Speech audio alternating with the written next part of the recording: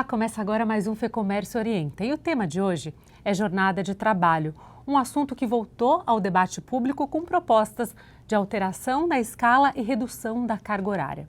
Mas o que é escala e o que é jornada? O que a legislação já prevê e o que está sendo discutido? Para explicar tudo isso para a gente, eu recebo o Dr. Leandro Almeida, que é assessor jurídico da FEComércio São Paulo. Seja bem-vindo, Dr. Leandro. Obrigado, Camila. Obrigado a todos que nos ouvem. Lembrando que esse programa é um oferecimento do Senac São Paulo. Quer estudar em uma escola onde você é livre para criar, experimentar e ser quem você quiser? Quer saber? Senac. Acesse sp.senac.br. Leandro, eu queria começar então esclarecendo essa dúvida inicial. Explica pra gente o que é jornada e o que é escala. Essa é uma importante pergunta, porque a gente tem que esclarecer para a população em geral que é uma coisa e que é outra. A jornada de trabalho é a quantidade de horas que um trabalhador trabalha dentro de um mês ou dentro de uma semana. Hoje, 44 horas semanais. Já a escala de trabalho é a forma em que essas horas são distribuídas na semana. Então, ou seja, ele vai exercer essas 44 horas numa escala 6x1, que é aquela que ele trabalha 6 dias e descansa 1, na escala 5x2, naquela que ele trabalha 5 dias e folga 2, na 12x36, que ele trabalha 12 horas seguidas, descansa 36 horas e assim sucessivamente. Existe uma infinidade de escalas em que essas horas poderão ser feitas durante a semana. E voltou ao debate público essa questão, como eu falei aqui no início, né, que é o possível fim da escala 6x1, mas o que ela significa na prática? Explica pra gente o que é a escala 6x1. A jornada 6x1 é aquela em que o trabalhador trabalha 6 dias consecutivos, descansando um dia, dentro das 44 horas semanais, ou seja, ele trabalha mais dias com uma carga horária menor do que um trabalhador, por exemplo, de uma escala 5x2. E a legislação, como você disse, estabelece uma jornada máxima de 44 horas semanais, certo? Mas a média negociada no país já é menor do que isso. Explica pra gente como isso funciona, como funcionam essas negociações que permitem ajustes por setor. A média da jornada do brasileiro é de 39 horas semanais, ou seja, é inferior às 44 horas máximas permitidas pela Constituição Federal. Isso é resultado das negociações coletivas das diferentes categorias que ao longo dos anos foram avançando na medida em que possivelmente existia uma necessidade de algumas categorias, alcançou determinado ponto de produtividade, empresários e empregados, por meio de negociação coletiva, reduziram essa jornada para o bem-estar dos empregados, para a organização das empresas e assim tantos outros fatores. Então, isso já é possível ser negociado por negociação coletiva, né? Perfeito. Isso é feito por negociação coletiva, ou seja, sindicato de empregados e de empregadores negociam o parâmetro para aquela categoria. E o que está sendo discutido hoje, Leandro, em relação à alteração da jornada de trabalho, redução da carga horária? O que está em jogo também em relação a isso? Se discute muito hoje o fim da escala 6x1, mas também existe na discussão dos projetos legislativos a redução da jornada de trabalho. Quando hoje é previsto 44 horas semanais, existem alguns projetos que querem reduzir para 40 horas semanais e alguns outros, inclusive, para 36 horas semanais, que seria uma redução bastante drástica para os trabalhadores e para as empresas brasileiras. O que isso significa? Qual que é o impacto disso para o empresário, né? Caso haja uma redução da carga horária sem uma eventual compensação salarial, o que acontece com a hora trabalhada? Qual que é o impacto para quem emprega? O custo vai subir, naturalmente o custo vai subir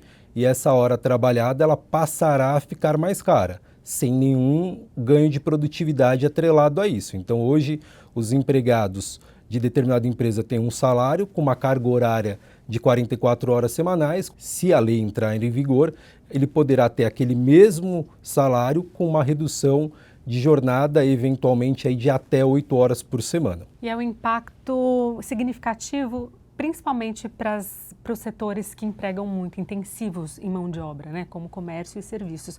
Poderia falar um pouco mais para a gente o que significa, quais eventuais impactos, possíveis impactos de uma alteração? Esse impacto ele é bastante significativo para aquelas empresas de menor porte e as com mais mão de obra, né, as intensivas em mão de obra, porque a folha de pagamento é um ativo pesado na organização empresarial. Então eles passam a ter um custo maior daquele trabalhador que necessariamente ele vai acabar compondo o preço de negociações futuras. E também é importante a gente falar que existe uma diferença de uma mudança, né, de reduzir a jornada por meio de negociação coletiva, né, em vez de uma imposição legal, né? Isso é fundamental porque nas negociações coletivas você tem empregadores e empregados por meio de seus sindicatos que conhecem determinada atividade, eles podem ali, dependendo de uma sazonalidade, de uma necessidade, reduzir ou não essas jornadas de acordo inclusive com ganho de produtividade, com melhorias no cenário de trabalho, entre outros. Quando você tem uma lei que impõe aquilo, ela passa a ser uniforme, imediata e pouco flexível. Ela não vai admitir flexibilização nas relações de trabalho. Então isso é muito preocupante para todas as categorias. Enquanto esse debate corre, né, segue no Congresso, alguma orientação específica para o empresário? Como ele pode se preparar? Alguma medida que ele já tem que adotar a partir de agora? Até o momento, não. É importante que o empresário sempre fique de olho na sua negociação coletiva da sua categoria, junto à sua convenção coletiva, quando ela é divulgada, porque as categorias elas podem ou não antecipar esse debate da redução de jornada. Então é muito importante que o empresário sempre se atenha às negociações coletivas da sua categoria. Você produz no Brasil e quer conquistar um mundo pagando menos impostos? O certificado de origem Fecomércio São Paulo é a chave para isso. Com ele, você acessa benefícios fiscais garantidos por acordos internacionais firmados pelo Brasil e pelo Mercosul. Você pode reduzir ou até zerar impostos de exportação. É economia que fortalece a sua competitividade lá fora. A validação é rápida, 100% digital. E a aprovação sai em até 24 horas. Quer exportar com mais vantagem? Acesse o link ou escaneie o código QR. Certificado de origem Fecomércio São Paulo. Menos imposto, mais alcance. Eu queria que você falasse, explicasse também um pouco para quem está nos acompanhando, como que é possível calcular o impacto da jornada em relação à estrutura, custos e produtividade. Tem alguma orientação em relação a isso, para ver se já é possível alterar a jornada agora? A análise de custos de uma empresa com relação à produtividade de seus empregados está muito atrelada à folha de pagamento. Então, na folha de pagamento, o empresário pode ali já começar a fazer contas relativas à redução de jornada. O que a gente tem visto na prática é algumas empresas já fazendo simulações, especialmente com relação à escala de trabalho, mantendo as atuais 44 horas, para saber, numa eventualidade, se é possível ou não utilizar escalas além das 6x1. Na medida em que você também tem no comércio em geral uma dificuldade de contratação. Então isso pode ser um atrativo para determinadas empresas, aquelas que consigam adotar escalas diferentes da 6x1.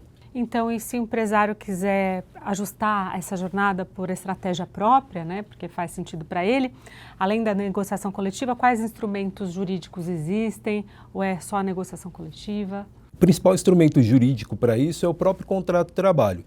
Se o empresário seguir as regras da Constituição, que é o limite de 44 horas semanais, que são as escalas de trabalho já existentes, hoje ele tem o contrato de trabalho. Uma outra alternativa para as empresas de maior porte é o acordo coletivo. O acordo coletivo ele pode ser usado como um instrumento também para aplicação de jornada e escala. E Leandro, há uma boa parcela, a maioria, né, das empresas que nos acompanha é pequena, em média. Qual que é a orientação para esse público?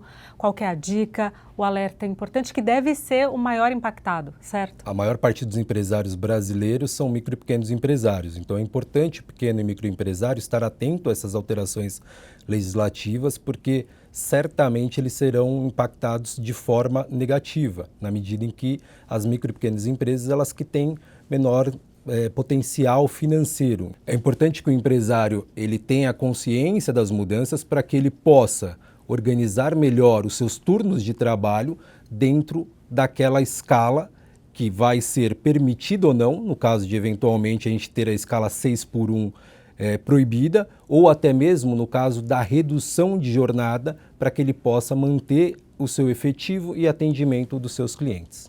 É isso. Algum ponto que a gente não mencionou e que seja importante? Algum recado que você queira deixar? O recado principal que eu acho que a Federação do Comércio gostaria de deixar para todos os seus empresários é que sempre acompanhe as negociações coletivas dos seus sindicatos, que é um importante instrumento para a regulação do capital e trabalho, e também acompanhe as nossas notícias por meio das nossas páginas e redes sociais. Então é isso, independentemente do debate legislativo, conhecer as regras e os eventuais impactos, né, sobre jornada e custo é importante para a gestão do negócio como um todo, né? Sim, é muito importante para a gestão na medida em que a folha de pagamento é um importante ativo da gestão, né? E quando a gente está discutindo carga horária, aumento de salário, isso é fundamental para o empresário. Com certeza. Muito obrigada pelas explicações, Leandro. Obrigado, Camila. Muito obrigada também a você que nos acompanhou. Até o próximo FEComércio Orienta. Tchau!